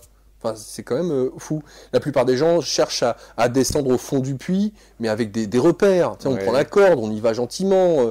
Voilà, ouais, sécurité. Je connais plein de gens autour de moi qui me diraient, oui, oui, oui, non, enfin, je veux bien aller vers le nouveau, mais on va prendre la sécurité. On va y aller ouais. gentiment. On va, voilà. Euh, Là, il y a rien. J'ai le sentiment qu'il n'y a rien. Il y a la sécurité matérielle dans le sens où, même si elle est moindre, et c'est ça qui est génial, merci Lisa Seydig, ça te permet de oui. faire des trucs énormes. Oui. Mais la stabilité, j'allais dire émotionnelle, c'est que ta femme, elle devait vraiment beaucoup t'aimer pour accepter le nouveau Ivan que tu étais en train de devenir. Et puis pareil pour tes parents. J'ai fait certaines expériences que j'ai dit à mes parents, c'était mais qu'est-ce que tu vas faire? Tu es complètement fou. Et voilà, c'était plutôt dans ce genre-là. Ouais. Et là, tu me parles de tes parents et c'est ah ouais, tiens, super, et qui te posent des questions. J'allais dire, waouh, putain, ces parents, ils ont beaucoup d'amour à donner à leur fils, et ils ont dû lui en donner beaucoup aussi. Pour que tu puisses faire les études supérieures que tu as faites, faut beaucoup d'estime de soi, faut être encouragé par les gens autour de toi, et notamment les parents qui sont des référents, tu vois. Je trouve que tu es hyper bien entouré et que tu as beaucoup d'amour autour de toi pour que des gens qui sont pour toi des référents te disent bon, ok, vas-y alors. Ouais. Bon, je dresse un peu le tableau comme ça général. Certainement qu'il y a eu des heurts, surtout avec ta femme, etc. Je peux le comprendre tout à fait, mais d'une manière générale, c'est bluffant, quoi. Enfin, Ouais. Et c'est pour ça que je te pose cette question, mais où est-ce que tu es parti ton idée d'aller aider les gens Je trouve ça surprenant. C'est marrant ce que tu dis parce que je prends conscience aussi en même temps que tu l'as dit de cette dimension saut de l'ange en fait, que je voyais pas aussi importante que ça, et c'est vrai en fait quand j'y repense, oui. Et cette image du reset là, en fait, bon, c'est aussi en lien avec le tempérament où j'ai toujours eu la certitude que de toute manière, si j'avais besoin de me refaire, je saurais me refaire, et si j'avais besoin de trouver un job, je saurais trouver un job. Ok, tout le monde ne pense pas comme ça, mais enfin, moi je pense comme ça, donc c'est mon caractère en fait. Donc j'ai pas peur de tester des nouvelles choses, et j'ai pas peur de me lancer dans des choses. Donc et j'en étais pas mon premier reset, tu vois, parce que quitter un job où j'étais super bien payé, où j'avais un potentiel avec même des trucs, j'avais des ouvertures possibles dans cette boîte qui étaient juste extraordinaires et que j'aurais suivi si j'avais pas rencontré ma femme. Et puis bon, et puis aussi j'avais l'envie d'entreprendre, mais j'avais des possibilités superbes d'évoluer et puis de vraiment monter vite dans les échelons Certainement. Donc voilà, et en plus matériellement tout était super. Et là j'ai remis ça en question, j'ai fait un gros reset déjà. Et alors évidemment il y a toujours eu de l'amour de la part de mes parents, de mon entourage. Il y a eu aussi, quand tu dis ça, même s'il y a l'amour, tu t'exposes aussi aux craintes. Et il y a pas mal de craintes projetées en fait, et qui sont très légitimes. Et les craintes, c'est exprimé notamment par mon père qui me disait mais attends, qu'est-ce que t'es sûr que tu veux pas rester encore un an ou deux, mettre de l'argent de côté, investis dans quelque chose, tu vois, ok, reste là où t'es. Et puis moi c'est au contraire, plus tu me dis ça, plus j'ai enfin, c'est pas en réaction, mais moi c'était non, j'avais juste plus envie de ça, j'avais envie de passer à autre chose. Et puis je l'ai fait. Mais j'ai toujours, en fait, ouais, j'ai toujours cette confiance en moi, enfin, confiance que je trouverai quelque chose si j'en ai besoin. Donc, évidemment, ça aide, mais ça, c'était quelque chose de d'inné. Enfin, ça fait partie de mon caractère, si tu veux. Pas peur de franchir le pas. C'est génial, c'est super. Hein, tout le monde n'est pas ouais. dans cet état d'esprit, hein, puisqu'on parle en coaching de croyances limitantes. C'est énorme que d'avoir une croyance positive en disant pas de problème, je retrouverai du boulot, s'il m'arrive quoi que ce soit, je saurai rebondir. Il faut avoir une sacrée estime de soi, un amour de soi pour avoir cette croyance-là. Être capable de sortir de n'importe quelle situation. Donc, alors, le chamanisme, les parents, la suite, c'est... Et bien la suite, c'était le partage en vidéo. Là, j'ai commencé à partager en vidéo. Tout ce que j'avais envie de partager, donc avec mon épouse qui m'a dit tu devrais faire des vidéos, ok, super idée, donc je me mets à partager des vidéos. Et puis avec la promesse que faite à ma femme, ok, si à telle date, alors c'était fin août, tu vois, donc il y avait le mois d'août prochain, si t'as pas d'argent qui rentre de manière régulière et qui t'apporte un salaire pour compenser pour compenser les allocations à minima, bon bah là tu me trouves un nouveau job. Et puis moi je disais bah oui évidemment je vais faire ça. Donc je commence et puis là en fait au bout de 4 mois, 5 mois que je proposais des vidéos, je parle de soins énergétiques, de chamanisme, et il y a des gens qui me demandent des soins énergétiques. Est-ce que vous savez en faire je dis bah oui, je sais en faire, j'avais appris en chamanisme, tu vois, mais j'avais pas l'intention, j'avais pas spécialement envie d'en faire. Mais les gens me demandent. Et en fait, ce qui est marrant, j'ai un truc que j'ai pas mentionné, pardon, je reviens dessus, mais en chamanisme, il y avait aussi, à la toute fin, on allait chercher un message sur bon, qu'est-ce qu'on doit faire, quel est le conseil que donnent les guides, quoi, quel est le message pour vous. Et là, moi, le message, c'était fais des soins. Alors, je sors de là, je dis, ok les gars, pas de problème, je vous écoute. J'en fais à mon père, à ma mère, à ma femme, à mon fils, à ma sœur. Et puis hop, j'ai rempli mon deal. Je me suis arrêté là. D'accord. Et après, j'ai compris, quelques mois plus tard, quand les gens sont revenus vers moi, fais des soins. Ok, j'en avais fait quelques-uns. J'ai mis le truc de côté et après, ils sont revenus me chercher par la porte de sortie, les soins. Et là, ils sont imposés à moi. Et c'était pas tout de suite une ou deux personnes, c'était tout de suite plus de personnes qui me demandaient des soins énergétiques, alors que j'avais vraiment pas beaucoup de personnes qui me suivaient sur YouTube. Mais... Donc du coup, bah, je vois ça, je dis bon bah ok, pas de problème, je crée un statut auto-entrepreneur pour pouvoir exercer. Donc officiellement, je exerce, j'ouvre un statut, hop, et je commence à exercer. Alors évidemment, ça me rapporte pas un salaire, mais c'est compensé aussi avec Pôle emploi, qui du coup verse un peu moins, mais disons que ouais, ok, ça commençait à être juste. Et puis il y avait une transition qui commençait à se faire. Arrive le mois d'août. Mois catastrophique puisque j'ai 3 clients et puis c'est mon dernier mois d'allocation chômage. Et là, en septembre, il se passe un truc magique puisque début septembre, ma chaîne YouTube où j'avais moins de 3000 abonnés, début septembre, en fin septembre, je crois qu'elle en avait 15 000. Donc énormément d'abonnés suite à une vidéo qui a été virale tout de suite. Et cette vidéo, c'était un matin, je me réveillais avec l'intuition, il faut que je parle de tel sujet. C'était un sujet sur la glande pinéale. Et ça a été ma première vidéo virale. Donc j'ai suivi l'inspiration, boum, je fais cette vidéo devient virale, j'ai plein d'abonnés qui viennent, et avec les abonnés viennent plein de demandes. Et ce qui fait qu'au mois de septembre, j'ai eu plus d'argent juste en tant qu'auto-entrepreneur que ce que me ramenait Pôle emploi. Et donc si tu veux, j'ai eu zéro journée de trous en fait, et j'ai complètement rempli mon deal puisqu'en fait la vie a merveilleusement pris le relais matériellement et mes allocations se sont terminées et finalement je gagnais plus d'argent dès septembre avec mes activités libérales uniquement. Donc magique, vraiment magique ce qui s'est passé. Alors comment est-ce que tu procèdes? On va rentrer, j'allais dire, non pas tant dans le vif du sujet, mais sur la pratique. Est-ce que ta pratique est la structuration de ce qui t'a été enseigné via le chamanisme, via le magnétisme, via peut-être, pourquoi pas, la sophrologie, via le Reiki? Comment est-ce que tu as procédé par rapport à ça? Comment faire les soins? Est-ce qu'on parle de soins à distance, etc. Alors, j'ai toujours fait des soins à distance. C'est-à-dire que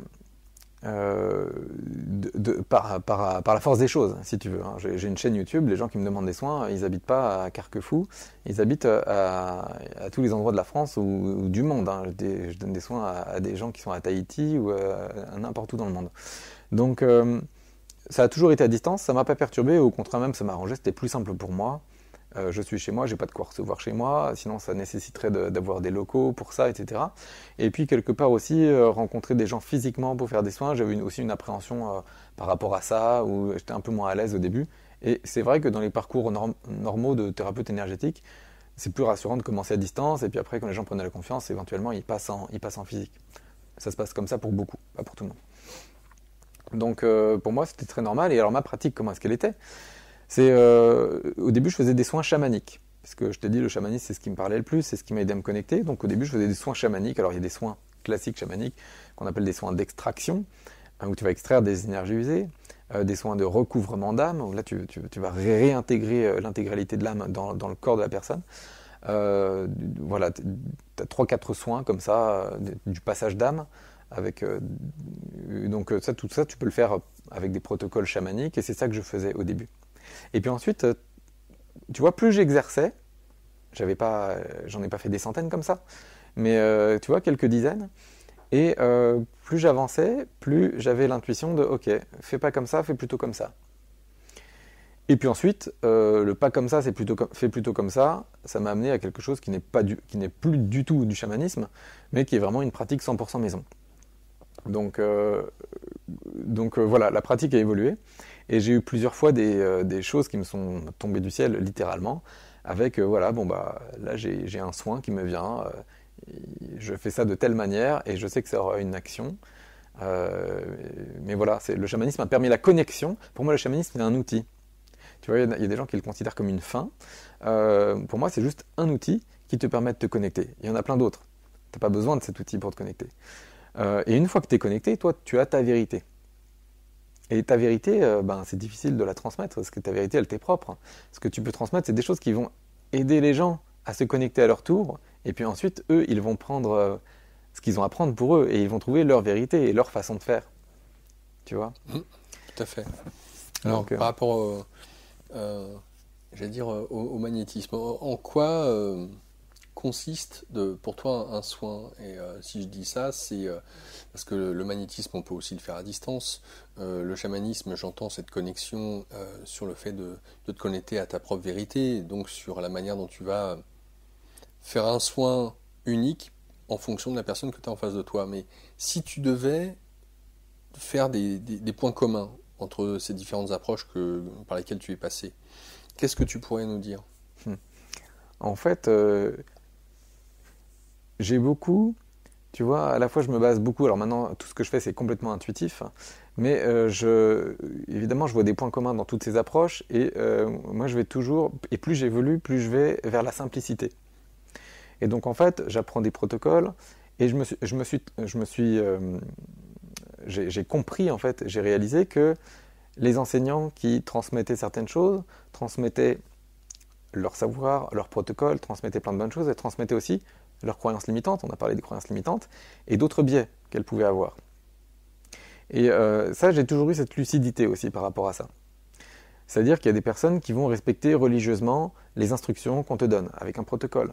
Tu prends nom, prénom, date de naissance, la photo. La photo, surtout, il faut qu'on la voit comme ça. Pas de lunettes, il faut les yeux visibles. Et puis aussi, tu vas la mettre sur ton cœur, comme ça, mais pas comme ça. Ok, là, tu transmets un paquet de limitantes quand tu dis ça, de croyances limitantes quand tu dis ça. Et finalement, moi, j'ai tout de suite été vraiment lucide et critique par rapport à ça. Et je me suis dit, mais non, c'est pas possible, on peut faire ça autrement, on peut faire ça sans. Et la preuve, aujourd'hui, je donne des soins collectifs à des personnes, je connais pas leur nom, pas leur prénom, et ça passe, tu vois, l'énergie, elle sait où elle va. On parle d'une intelligence, et on utilise dans ces soins une intelligence qui est bien plus vaste.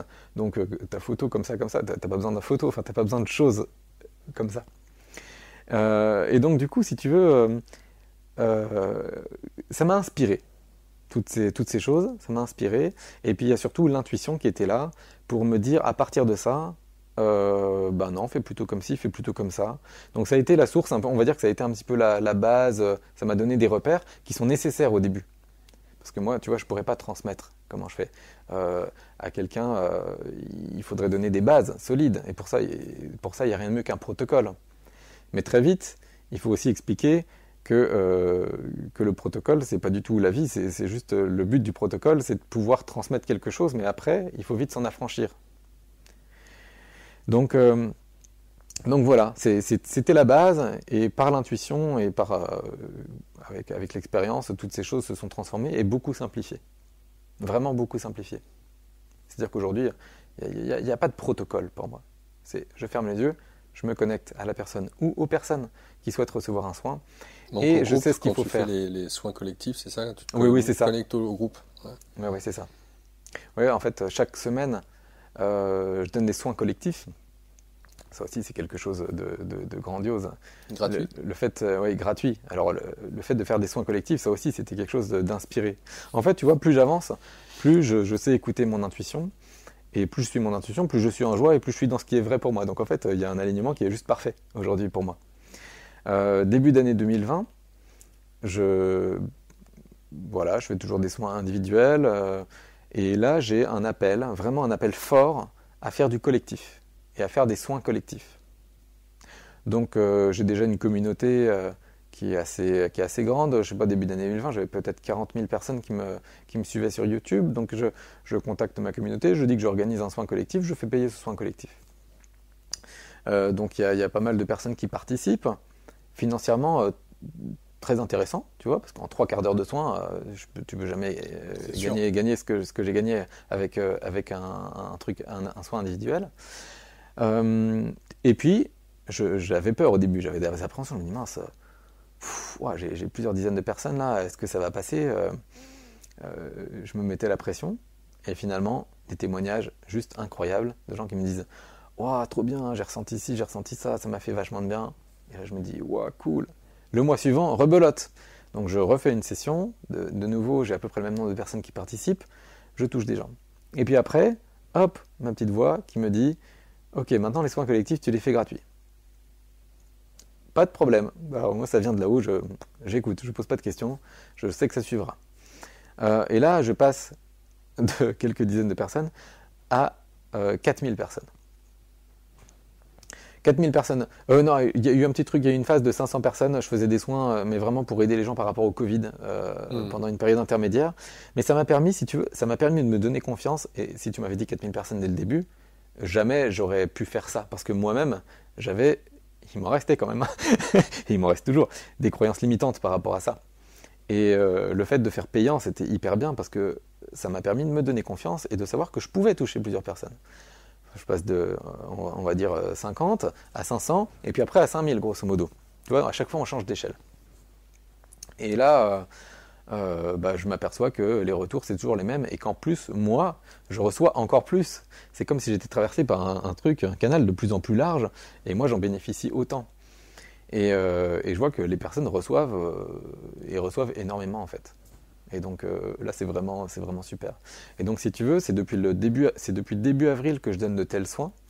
Donc là j'ai dû en donner plus de 25 à ce jour. Et chaque semaine, même pendant mes vacances, j'en ai fait depuis la Croatie, j'en ai fait depuis les Alpes, depuis le Jura, des soins collectifs en fait, où que je sois, c'est pas grave, c'est ma mission, je donne des soins collectifs à toutes les personnes qui souhaitent en bénéficier. Alors qu'est-ce que tu demandes aux gens qui participent à ces soins collectifs ? Alors je leur demande simplement, je leur demande de s'engager. C'est la seule chose que je demande, parce que les soins sont gratuits. Et en fait, il faut comprendre quand même une chose par rapport aux soins. C'est que c'est facile quand tu donnes quelque chose de gratuit, que les personnes le prennent vraiment en dilettante et à la légère. Si les personnes s'inscrivent aux soins à la légère, mais forcément, elles ne recevront rien. Parce qu'en fait, il faut savoir que quand tu fais un soin, c'est comme si tu as un gros tuyau, tu veux faire passer l'eau, tu as deux vannes à actionner. Il y a la vanne de celui qui donne, en l'occurrence, c'est celui qui est en amont, on va dire que c'est moi, c'est pas moi qui donne, les énergies elles sont canalisées.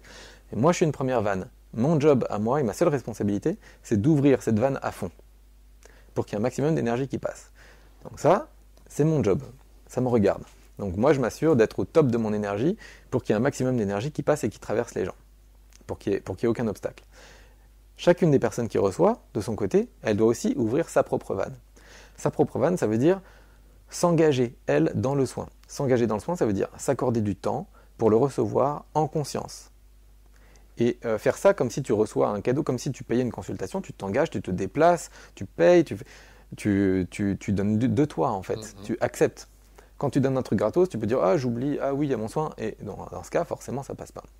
Donc en fait, la seule chose que je demande moi, parce que c'est gratuit, pour matérialiser cet engagement de mon côté, c'est juste que la personne rentre son email, c'est déjà un premier petit engagement.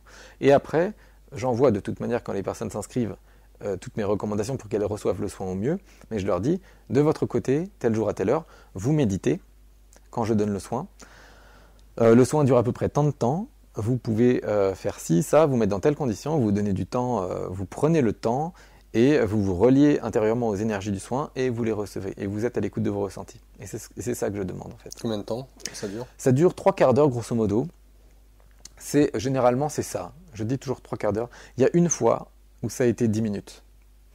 Évidemment, c'est pas quelque chose que j'ai dit après coup aux personnes qui le reçoivent parce que tu vois, entre la réception et le don, il peut y avoir différentes choses. Enfin, une personne qui va méditer 20 minutes pendant que je donne un soin de 3/4 d'heure, va peut-être recevoir plus qu'une personne qui va méditer 1h30 pendant ce temps. Enfin, c'est vraiment une question de... C'est complètement relatif.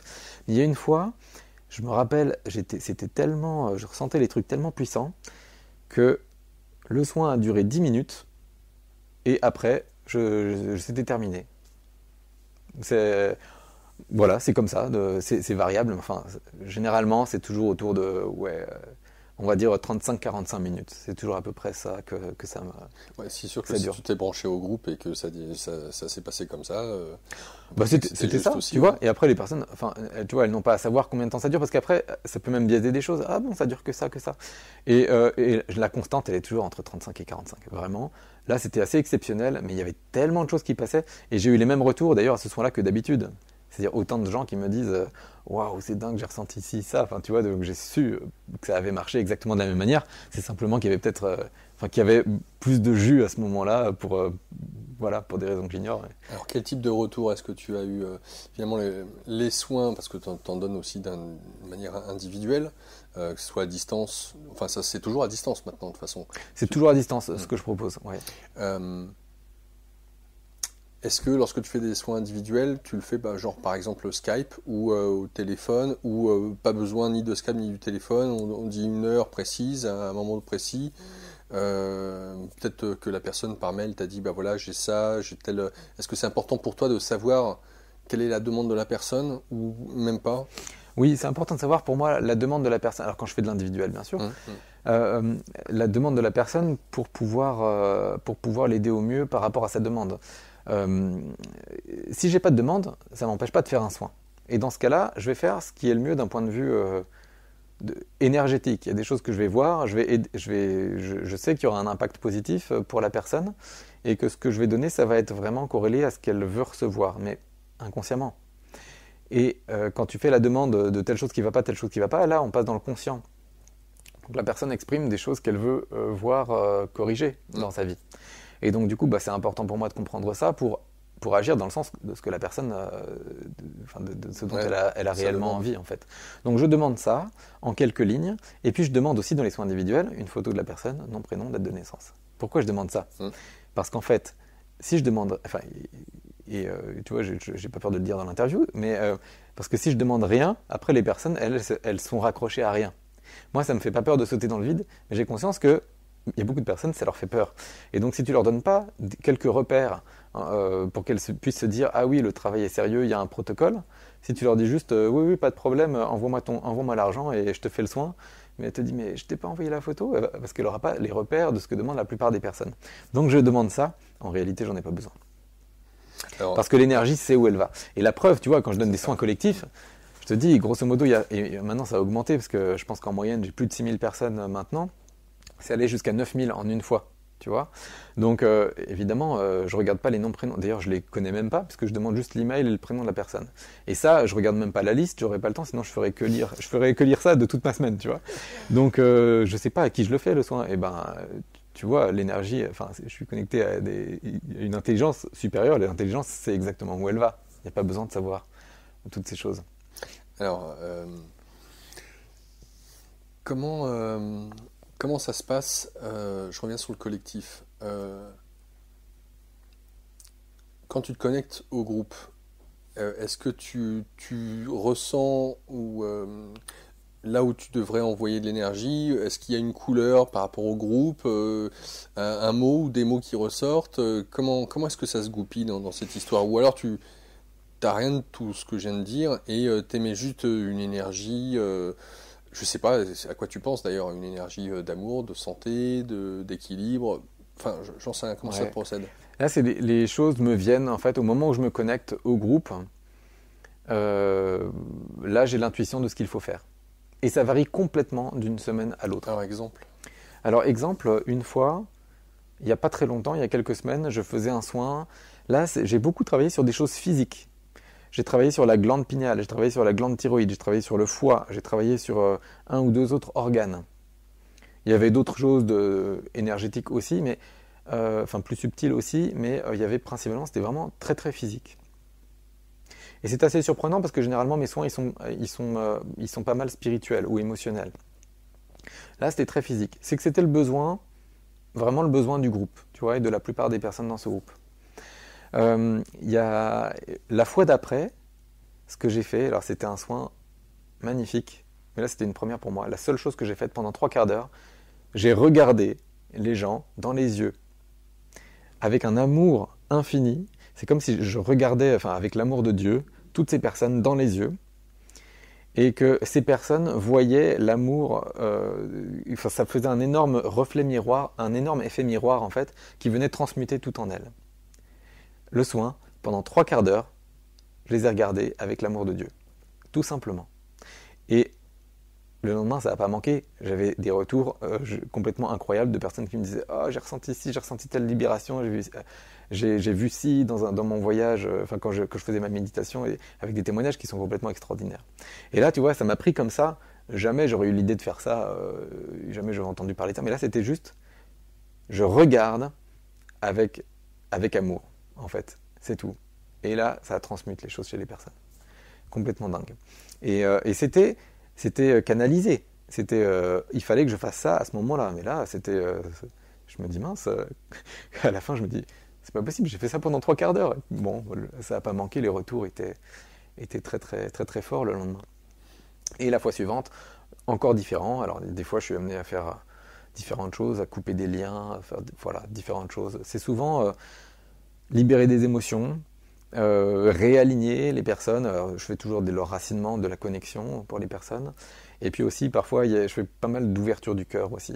Ça, dans mes soins, très très souvent, je vais travailler au niveau du cœur et pour ouvrir cet espace. Et voilà, et en fait, je travaille toujours dans le sens d'une transmutation. Je considère pas... je vais pas appeler... tu vois, il y a des personnes qui parlent d'ombre. On va chasser l'ombre, on va aller en guerre contre l'ombre, etc. En fait, là-dedans, tu vas renforcer la dualité.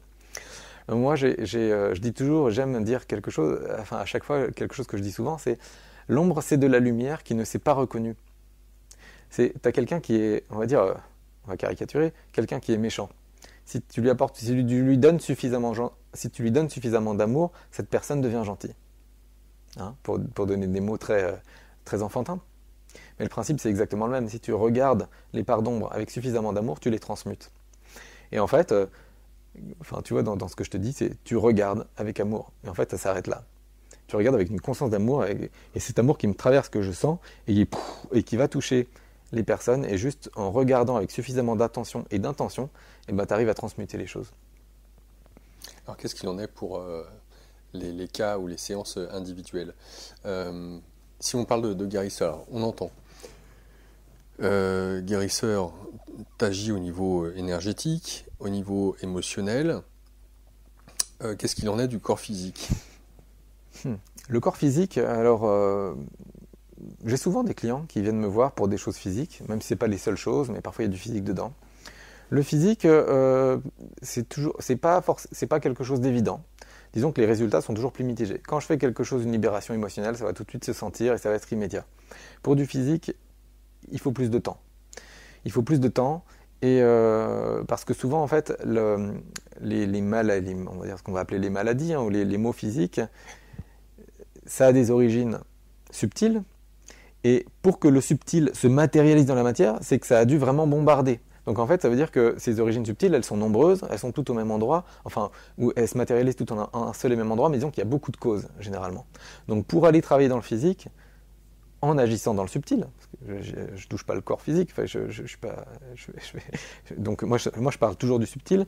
Pour que ça descende, généralement, il faut plusieurs séances, ou alors il faut vraiment mettre beaucoup d'intention, et pendant ce temps, il faut que la personne reste, ça c'est super important, on en a parlé tout à l'heure, il faut que la personne reste vraiment dans la foi aussi. Hein, j'ai parlé des 2 vannes.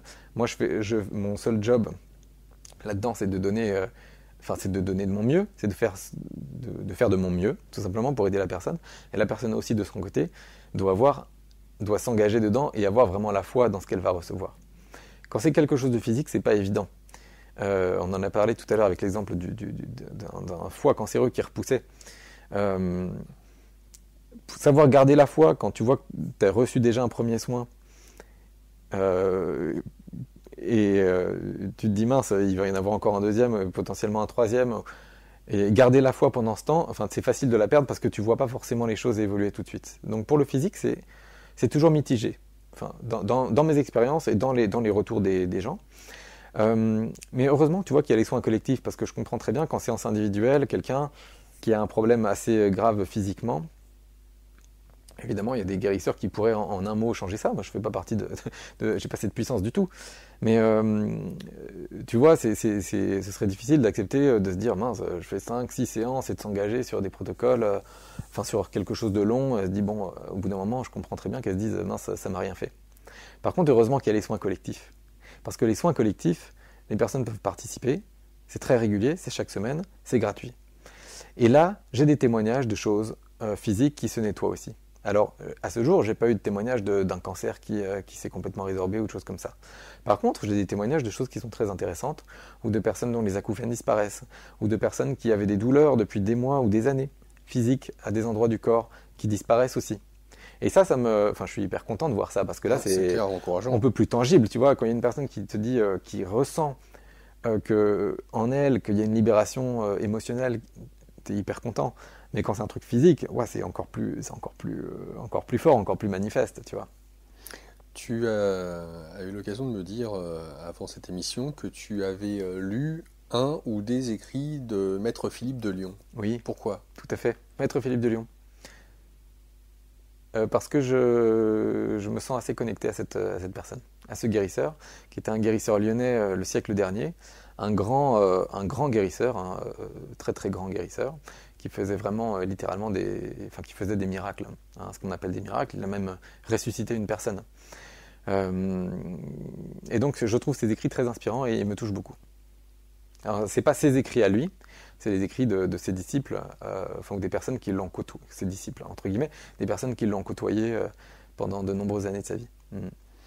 Est-ce que tu penses avoir trouvé, j'allais dire, ta place ou est-ce que tu la vois, j'allais dire, évoluer peut-être dans l'avenir? Qu'est-ce qui t'intéresse ou qu'est-ce qui te motive aujourd'hui?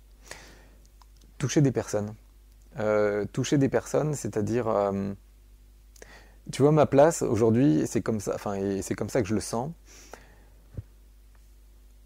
Aider les gens à s'éveiller spirituellement, deux façons de faire. La première, c'est les partages. J'ai pas envie de dire enseignement parce que je me sens pas comme un maître, j'ai pas envie de me mettre et c'est pas du tout le cas, mais les partages qui peuvent être source d'inspiration pour les gens, première chose, et deuxième chose, les guérisons. Les deux se complètent parfaitement. Parce que les guérisons amènent des choses et des transformations chez les personnes ou des prises de conscience qui vont faire en sorte qu'elles vont être plus sensibles au partage, et les partages peuvent emmener les gens vers la guérison de leurs propres blessures. Et donc en fait les deux se complètent énormément.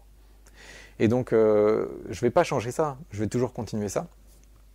Et ce qui m'intéresse aujourd'hui, parce que je sens, et j'ai même l'appel, comme je t'ai dit, l'appel de faire du collectif en début d'année, et c'est de plus en plus fort, et je sens que je touche de plus en plus de monde, et que c'est même de plus en plus efficace, je dirais. Parce que moi-même j'évolue, et parce que ma vanne dont je parlais tout à l'heure, je sais l'ouvrir de plus en plus. Et avec la pratique, ça vient. Et je constate que je peux faire du bien, et donc tout simplement, j'ai envie d'en faire bénéficier les gens. Et je suis là pour ça. Et ça m'apporte de la joie de faire ça.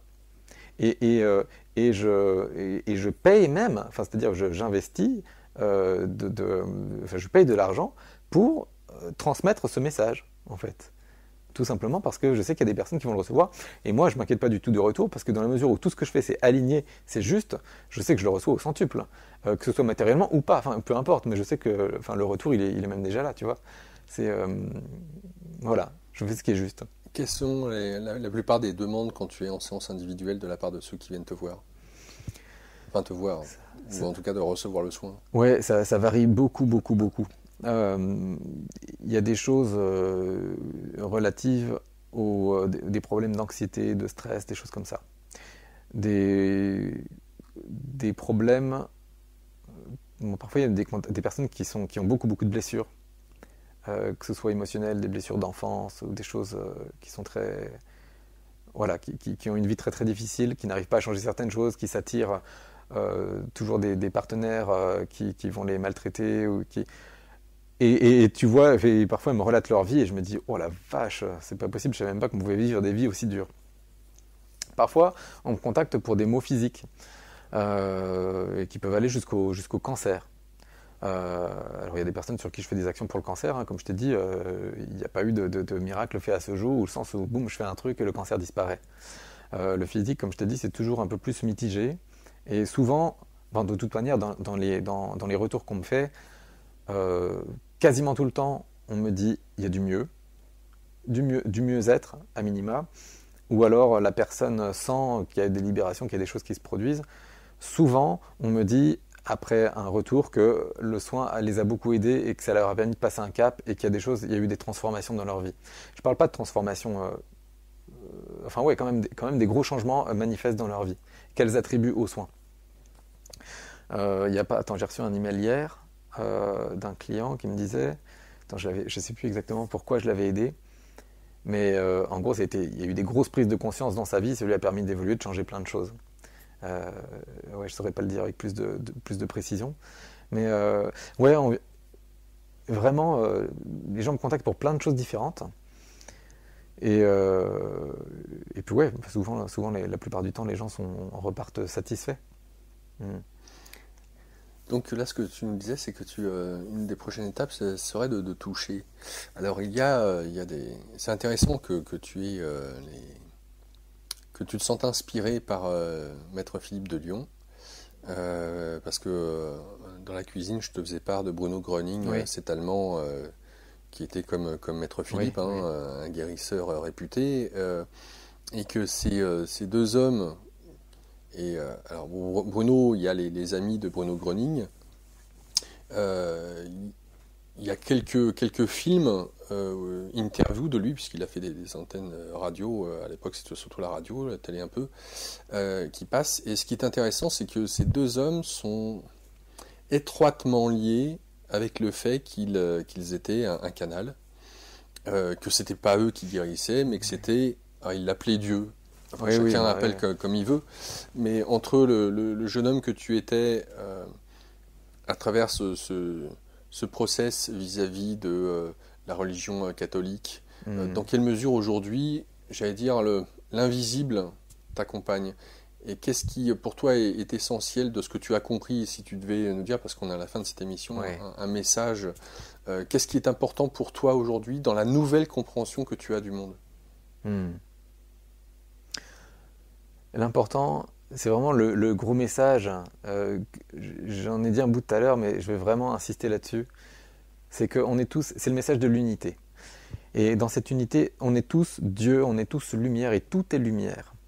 Et souvent, on regarde l'ombre, on la pointe du doigt, et on veut la combattre.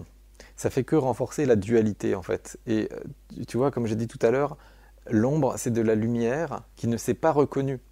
Si tu lui apportes suffisamment de conscience, si tu l'aides à monter en conscience, cette ombre automatiquement se change en lumière. C'est vraiment ça le gros truc, pour moi c'est la base. Et c'est vraiment à travers ce mécanisme que sont faits les soins.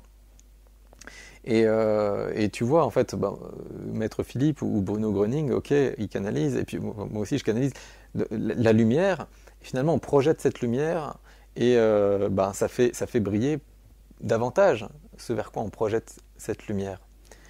Et comme tous les canaux, enfin comme tous les guérisseurs qui fonctionnent en tout cas de cette manière-là. Donc voilà, je ne sais pas si j'ai pleinement répondu à ta question. Si Non, pas forcément. Alors, Ah, oui et non.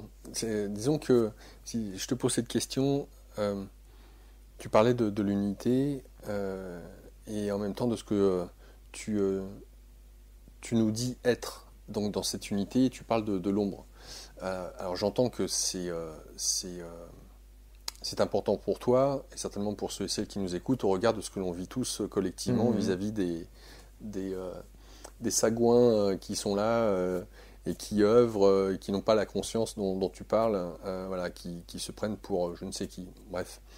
Euh, Tu avais mentionné, lorsqu'on était à la cuisine, des éléments qui étaient importants pour moi en tout cas. C'est l'attention et l'intention. Oui, oui, oui, ok, Voilà, c'est peut-être plus par rapport à ça vers d'accord. lequel je souhaitais t'emmener au regard de Maître Philippe et de Bruno, et ce à quoi ils ont œuvré à travers leur enseignement, si je puis dire. Donc je reviens à cette attention et cette intention. Est-ce Hmm. que ces dernières, aujourd'hui, quelle importance elles revêtent dans ta vie, entre l'attention et l'intention? Hmm. Et donc je vis de plus en plus dans la conscience que tout ce que tu... Ouais, en fait, ok. J'ai de plus en plus conscience que en permanence, on est tous en train de faire deux choses. Soit l'une, soit l'autre. On est soit en train de maudire, soit en train de bénir. Le choix que tu fais, à chaque fois, à chaque seconde de ta vie, quand tu fais ça, c'est ça qui détermine le monde dans lequel tu vis et toutes les expériences que tu vis. Fais le choix de la bénédiction et tu verras que tout sera magnifique dans ta vie. ça va rejoindre ta question. En fait, je m'aperçois vraiment, et j'ai de plus en plus conscience de ça, que tu vois, quand je regarde quelque chose, tu vois, avec les yeux de l'amour, c'était vraiment ce soin, ça a été une révélation aussi pour moi, hein, parce que moi je bénéficie autant des soins que je donne. Et ça m'a vraiment davantage ouvert ma conscience par rapport au regard que je porte sur les choses. Tu regardes avec suffisamment de lumière, et donc en fait tu portes suffisamment d'attention avec des intentions bienveillantes, positives, des intentions d'amour. Attention multipliée par intention égale le rayonnement que tu vas avoir et que tu vas porter et la transformation que tu vas opérer ou qui va s'opérer à travers ton regard. Donc pour moi, l'équation, elle est vraiment là. C'est tu travailles ton attention. Ça, tu peux le faire à travers de la méditation. Tu peux t'entraîner pour avoir une attention qui soit importante. Tu rajoutes ton intention dessus, toutes tes intentions. Donc là, ça va être ce que tu canalises aussi. Et t'envoies en fait de l'amour. Et juste ça transmute et ça transforme les choses. J'ai répondu là. Parce que du coup, je pars dans mes trucs et alors du coup, je sais plus où j'en suis pas. Ouais. Bah écoute, on arrive, c'est déjà donc la fin de l'émission. Ouais. Ivan, un grand merci d'avoir passé ce temps-là avec nous, d'avoir pu servir de témoin pour tous ceux et celles qui nous regardent. Je te souhaite le meilleur, bon vent pour la suite, et puis pour la famille qui s'agrandit. Merci beaucoup Laurent, ça me fait très très plaisir, et merci à vous tous qui avez regardé. Au revoir. Chers internautes, vous avez apprécié cette émission, super, un pouce vers le haut, un pouce vers le bas, n'hésitez pas à laisser un commentaire, que cela soit sous cette vidéo sur YouTube ou sur la page consacrée à cette émission sur InMedia. Vous souhaitez en savoir plus, vous avez, si vous êtes sur YouTube, le lien qui vous renvoie sur le site d'InMedia où vous retrouvez toutes les informations nécessaires concernant Ivan Skibik. Vous avez son numéro de téléphone si tu nous le passes. Je ne sais pas si c'est nécessaire. Je vais pas passer le numéro, mais le mail. Voilà, donc le mail, la chaîne YouTube, tout ce qu'il faut pour les réseaux sociaux, Facebook, etc. Donc n'hésitez pas à le contacter si vous souhaitez en savoir plus. Quant à nous, on se retrouvera le mois prochain. N'hésitez pas là aussi, si vous avez apprécié cette vidéo, à la faire partager, s'il vous plaît. C'est important. Faites-vous plaisir, faites-nous plaisir. Et puis une donation si vous souhaitez ou si vous pensez plutôt que nos programmes vous aident, vous aussi, ça sera le bienvenu. Prenez soin de vous. Au mois prochain, à bientôt.